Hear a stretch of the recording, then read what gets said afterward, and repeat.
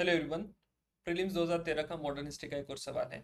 बहुत ही बेसिक और आसान सा सवाल है क्विट इंडिया मूवमेंट को लेके। देखते हैं क्या क्वेश्चन है। So quit India movement was launched in response to. पहला ऑप्शन है कैबिनेट मिशन प्लान, दूसरा ऑप्शन है क्रिप्स प्रपोजल, तीसरा ऑप्शन है साइमन कमीशन रिपोर्ट और चौथा ऑप्शन है बैबल प्लान। बेसिक रीडिंग भी आपकी सही होगी तो यू वुड बी नोइंग कि जो क्विट इंडिया मूवमेंट की शुरुआत होती है it is a result of failure of Cripps proposal. ठीक है, तो 1942 में क्रिप्स प्रपोजल जो है वो फेल होता है और उसी का रिटेलिएशन है कि there is quit India movement. अब वैल्यू एडिशन यहाँ पर कहाँ करनी है वो एक बार समझ लीजिए। दो तीन तरीके से आप अप्रोच कर सकते हैं। Many people will go and value add on all these options, cabinet mission plan या Cripps proposal, so on and so forth. आप सभी को लेके वैल्यू एडिशन यहाँ पर करेंगे, but my approach is not going to be that, क्योंकि ये ऐसे टॉपिक्स है बाद में भी एक बार टच होंगे कहीं ना कहीं इन सारे ही टॉपिक पर क्वेश्चन आ चुका होगा। ऑलरेडी साइमन कमीशन पे हम लोग वैल्यूएडिशन कर चुके हैं। पिछला क्वेश्चन अगर आप देखेंगे तो साइमन कमीशन का वो क्वेश्चन था। सो वो कहीं ना कहीं आपका कवर होना है। तो मेजरली मेरा जो वैल्यूएडिशन का पॉइंट यहाँ पर है that is quit India movement में ये देखूंगा कि क्विट इंडिया मूवमेंट को लेके क्या क्या डिटेल्स मुझे ध्यान में रखनी होगी। ठीक है, तो वैल्यूएडिशन का पॉइंट हमें समझ में आ गया। बात करते हैं क्विट इंडिया मूवमेंट की। सबसे पहले बैकग्राउंड और कॉजेस की यहाँ पर बात करें तो ये जो पूरा मूवमेंट है it starts as a result of failure of Cripps proposal. ठीक है, तो ऑलरेडी हम लोग इसको बता चुके हैं। दूसरी बात, इसको एक और नाम से ध्यान में रखा जाता है दैट इज ऑगस्ट क्रांति भी कहा जाता है या ऑगस्ट मूवमेंट इसको कहा जाता है। इंडियन नेशनल कांग्रेस इसको लॉन्च करती है ऑन अ डेट। डेट यहाँ पर ध्यान में रखिएगा, that is August 8 1942। Bombay session है, सेशन को लेके भी सवाल पूछा जा सकता है। यहाँ पर प्लेस भी ध्यान में रखनी है, दैट इज ग्वालियर टैंक की जो प्लेस है बॉम्बे में, that is where this particular movement is starting. Now इसमें क्या क्या मुद्दे आपको टच करने हैं वो भी समझ लीजिए।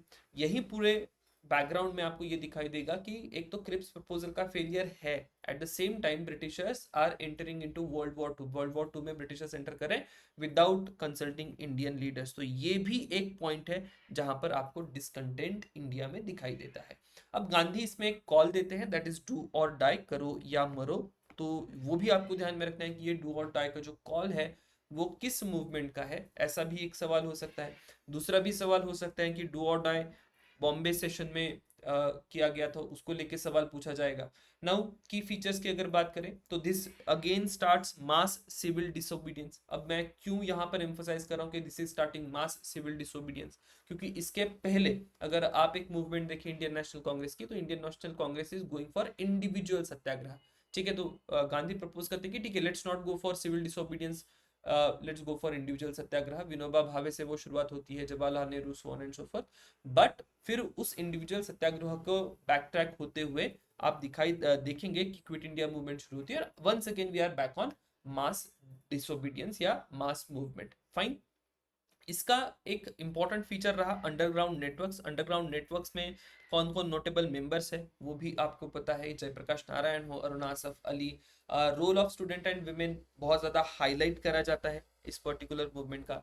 जो अरुणा असफ अली है we call her heroine of the quit India movement, so this is also an important point. Repression होता है, वाइड स्प्रेड रिप्रेशन है, इंडियन नेशनल कांग्रेस को एक इलीगल एंटिटी करके डिक्लेयर करा जाता है।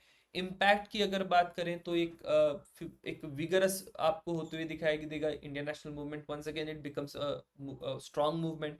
उसके बाद लोकल लेवल पर इसका इम्पैक्ट आपको बहुत ज्यादा दिखाई देता है। There are rise of parallel governments. कहाँ कहाँ पर? बलिया है उत्तर प्रदेश में, तामलुक है बंगाल में, सातारा में भी आपको प्रति सरकार के नाम से पैरेलल गवर्नमेंट्स यहाँ पर रन होते हुए दिखाई देगी। तो ये सारे ही इम्पैक्ट आपको क्विट इंडिया मूवमेंट के दिखाई देते हैं। ओवरऑल ब्रिटिश कंट्रोल जो है इंडिया के ऊपर वो यहाँ से वीकेन होने लगता है and eventually in 1947 we will gain our independence. International response को लेके यहाँ पर सवाल पूछा जा सकता है। इंटरनेशनल रिस्पांस में एक इंपॉर्टेंट पॉइंट है, फ्रैंक डी रूजवेल्ट जो है ये इसका कॉग्नाइजेंस लेते हैं क्विट इंडिया मूवमेंट का, और ब्रिटिश प्राइम मिनिस्टर जो है विंस्टन चर्चिल उनको थोड़ा सा प्रेशराइज करते हैं कि you should be doing something on this particular part. अब फ्रैंक डी रूजवेल्ट ऐसा क्यों करते हैं? उनको कोई बहुत ज्यादा इंटरेस्ट है नहीं कि इंडिया इंडिपेंडेंट हो जाए। उनका कंसर्न ये है कि somehow India should be on board in world war 2 on their side. ठीक है, अगर आप यहाँ की थोड़ी सी डिमांड मान ले, उनको थोड़ा सा खुश कर दें तो हो सकता है कि वो आपके साइड में रहे and that would be beneficial. तो फंडामेंटल पर्पस इस पर्टिकुलर मूव का फ्रैंक डी रूजवेल्ट का यही था, उनको इंडिया के इंडिपेंडेंस मूवमेंट में I don't think as such बहुत ज्यादा इंटरेस्ट रहा होगा, ठीक है। So that is all about the quit India movement, और उसको लेके फिर आगे कहाँ कहाँ सवाल बन सकते हैं। कुछ और पीवाईक्यूज भी देख लेते हैं, जैसे कि हमने अब पिछले 25 साल के क्वेश्चंस को भी इंक्लूड करना शुरू कर दिया है। We are not discussing 25 years का क्वेश्चंस इन डेप्थ, लेकिन इसी पॉइंट पर या इसी टॉपिक पर क्या क्या सवाल पूछे गए थे, that is something we have to touch upon. तो यहाँ पर एक सवाल पूछा गया था 2005 में, ठीक है, क्विट इंडिया मूवमेंट में क्या क्या कंपोनेंट्स थे, वो आप यहाँ पर देख सकते हैं। दूसरा आप 2009 का सवाल देख सकते हैं, विच one of the following movement is the slogan do और डाई इज एसोसिएटेड विद। और 2011 में भी क्विट इंडिया मूवमेंट को लेकर सवाल पूछा गया था। 2021 का भी एक सवाल है, ठीक है, ये बड़ा ही इंटरेस्टिंग और इंपॉर्टेंट सवाल है।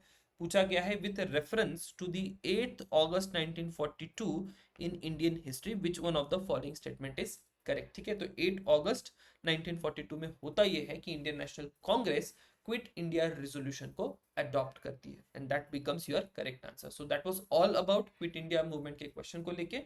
Will see you in next question. Thank you everyone.